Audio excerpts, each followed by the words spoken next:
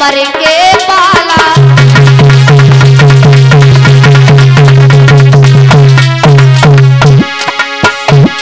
महाराज धुरब को पकड़ो हंसी के अरे चलियो भैया संग अरे खेलेंगे हम साथ चलिए भैया संग हमारे।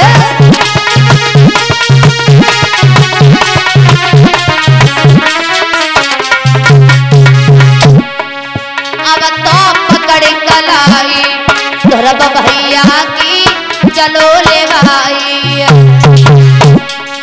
अब तो पकड़ कलाई धुरब भैया की चलो ले भाई।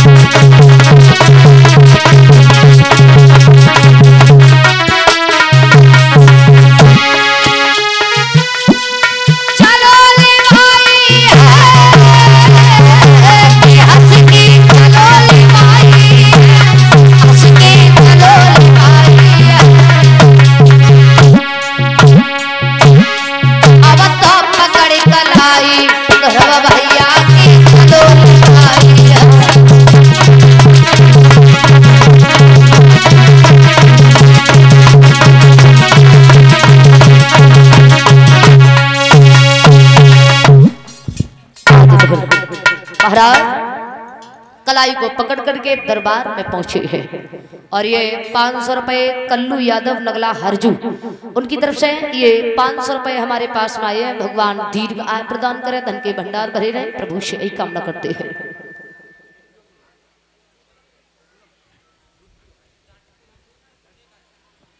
आज दरबार में जैसे ही पहुंचे उत्तानपाद ने देखा कि हमारे दोनों पुत्र जो हैं बड़े सुंदर हैं और उत्तम जो है रोजाना यही खेलता है, लेकिन धुरब जो है आज नया दरबार में आया हुआ है। तो उसी समय महाराज धुरब को उठाया और अपनी गोद में बैठा लिया। जब महाराज गोद में बैठा लिया है तो वहां पर एक चुगला बैठा हुआ था। अब वैसे अब तो खैर चुगला गांव-गांव ना घर-घर हो गई है चुगला। चुगला चूक तो है नहीं, गाय कहो चाहे रोए और घर-घर फूट कराए दे, करे एक की दो चुगला। अब वैसे जिसकी जैसी आदत हो जाती है वो अपनी आदत को नहीं सुधारता। अगर किसी की चुगली करने की आदत हो गई तो जब तक वो 2-4 घरों में झगड़ा नहीं करा देगा तब तक उसे खाना अच्छा नहीं लगेगा। 2-4 घरों में झगड़ा जरूर करवाएगा। जिसकी जैसी आदत हो जाती है, बिल्ली को खूब समझाओ, खूब कथा भागवत सुनाओ और बात से जब कहो कि चूहा खाए वो छोड़ दे, क्या वो छोड़ देगी? वो नहीं छोड़ेगी। क्यों? क्योंकि इसकी आदत है चूहा खाने की। तो बिल्ली रंग स्वभाव न बदले, कथा भागवत रोज सुनैयो, आंख ढाक कबहू न होए चंदन, मलिया गिर के पास लगइयो, तरज राग पशु न जाने, भैंस के आगे बीन बजइयो, और हिजड़ा कबहू न मर्द बने, अरे काम बटी वे घोंट पे भइयो, चुगिल से मन की बात करो तो चुगिल कबहू न चूके गो, अंधे पे भैंसिया कुत भइयो तो 9 की 11 कूते गो, पेड़ के नीचे ऊंट करो वो तो पत्ता ही पत्ता सूते गो, और कुत्ते कितना समझइयो वो तो टांग उठाए के। यानी कि जिसकी जैसी आदत होती है वो अपनी आदत को नहीं सुधारता। एक चिड़िया ऊपर वृक्ष पे बैठी हुई थी घोंसले में और नीचे बंदर खड़ा हुआ था। माह का महीना था, सर्दी तेज थी, ऊपर से बारिश हो रही थी। तो चिड़िया ने बंदर से कहा कि ये बताओ, मानुष जैसे हाथ पैर तेरी मानुष जैसी काया, मानुष जैसे हाथ पैर तेरी मानुष जैसी काया, और 8 महीना तूने बैठे खाया, छप्पर तक नहीं छाया है।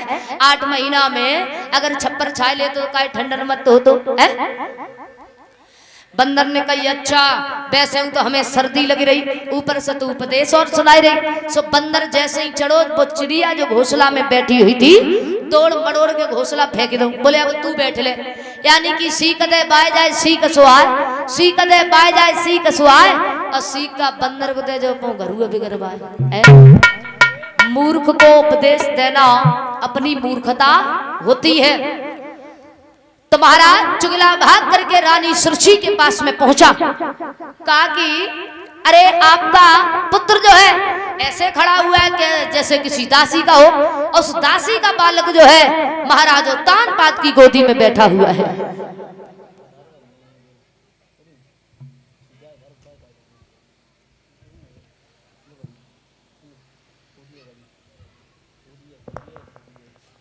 आज जो इतने शब्द सुने हैं एकदम से सुरची भागी है, देर नहीं की, जाकर के दरबार में पहुंची ध्रुव जहां और तानपाल की गोदी में बैठे हुए थे, एकदम से कलाई को पकड़ा है, झटका दिया, जमीन पर फेंक दिया। नालायक तेरी इतनी हिम्मत जो तू महाराज की गोदी में बैठ गया है? अरे इतना ही शौक था, पूर्व जन्म में थोड़ा सा भजन किया होता, भगवान से कहता दासी की नहीं बल्कि हमें रानी की कोख से जन्म लेना है, तब तू महाराज की गोदी में बैठने के लायक होता। अब जा और थोड़ा भगवान का भजन करना, भगवान से कहना कि अब की बार अगर जन्म दो तो किसी दासी की नहीं रानी की कोख से जन्म मिले, तब तू महाराज की गोदी में बैठने के लायक होगा। दोबारा दरबार में दिखाई दिया ना, दोनों आंखें निकलवा लूंगी। आज उसी समय सुरची बोली है कि हाथ दूर खड़ा हो अभिमानी, और किसके मुकाबले आया है? अरे अकल तुम्हारी कट गई है, गोदी में गधा चढ़ाया।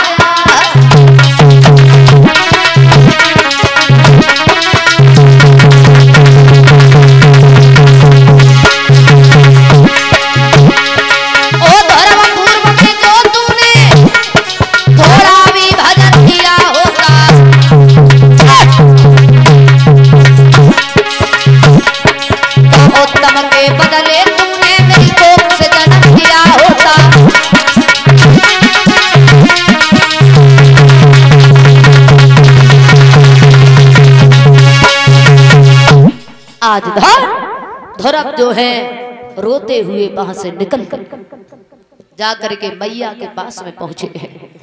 जैसे ही मैया ने देखा लाला इधर से गए हुए थे, बड़े हंसते हुए गए, लेकिन उधर से आए, क्या बात है, क्यों रो रहे हो?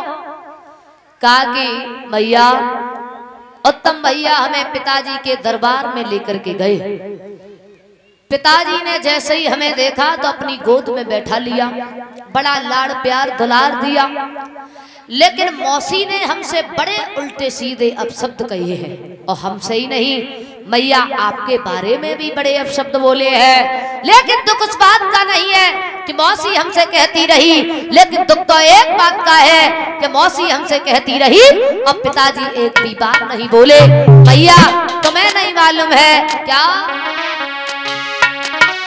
आरे बबुला ने आदरस है मैया मोए गोद में ठारा,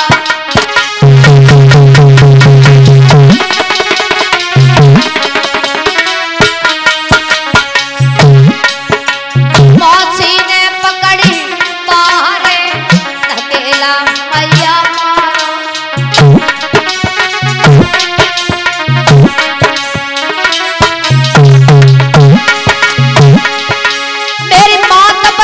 कलेजे छोले हैं, और मोछी को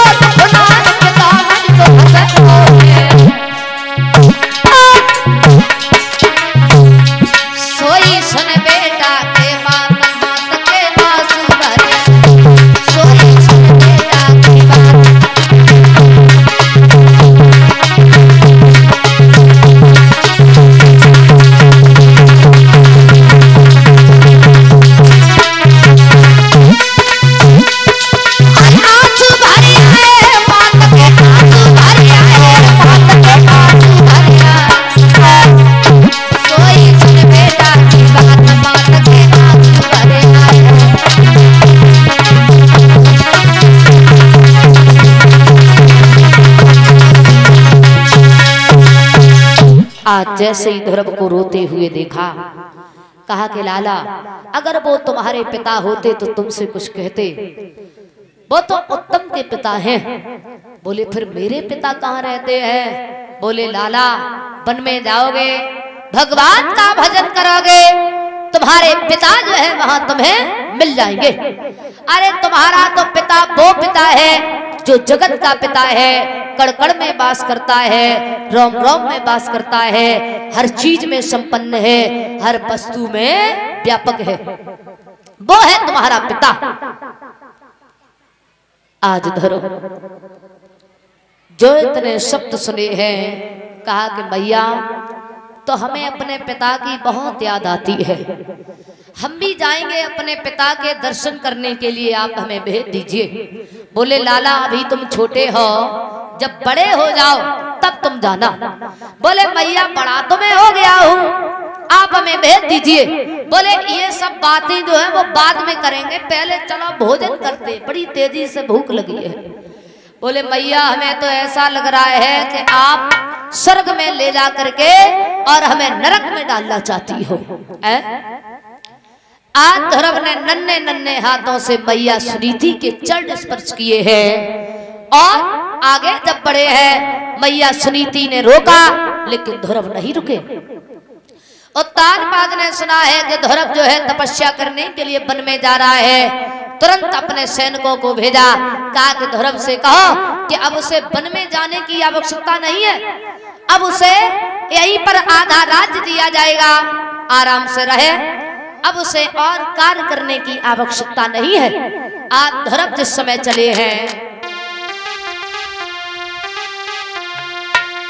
कि घर बिलखत छोड़ी मात, अरे मात, अरे भाग गया बन अवतारी।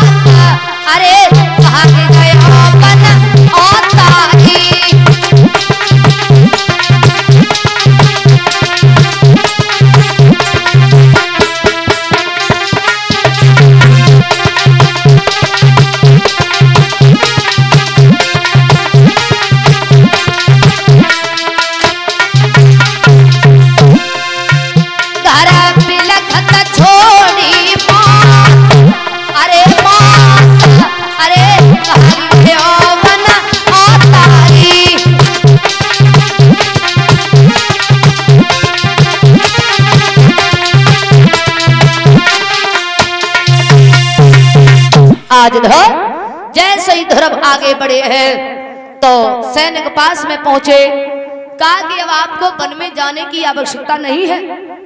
लेकिन ध्रुव ने विचार किया कि अभी तो हम 2 कदम भगवान के लिए चल भी नहीं पाए और आधा राज मिलने लगा, कहीं भगवान का दर्शन हो गया